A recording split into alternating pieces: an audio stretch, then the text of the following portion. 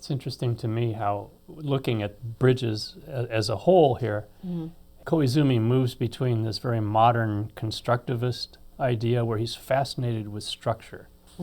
And that's very true in America and Europe with photographers at this time, as well as painters. And then he reverts a little bit to something slightly more soft and traditional.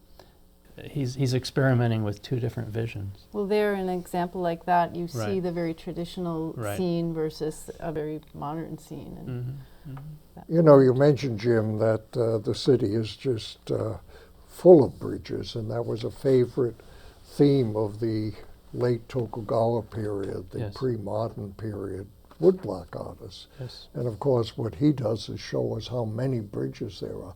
Totally different vision of the bridges suddenly. And he's really departed from the past while staying within that past paradigm of subjects.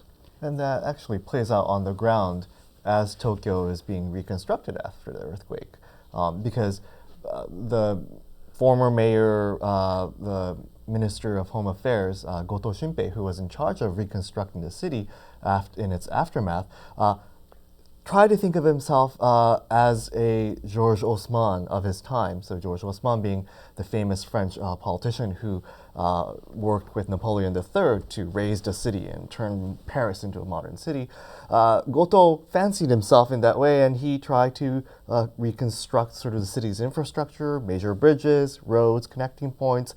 And to some degree that happened. But as they tried to do so, they also met resistance on the ground with people who actually owned property, people who didn't want to change the cities. And so there's a degree to which a new planned city emerges to an extent, but it meets resistance and the old city remains. And in fact, to this day, there are neighborhoods in Tokyo that you can walk through where the buildings are completely new, usually post-World War II, but the actual structuring of a city, the alleyways and things like that, some of which you can actually trace all the way back to the Edo period. So there's a way in which the earthquake enables a new construction, but there was a definite limit to that, and perhaps obliquely sort of signaled in that mixed metaphor we see in the images.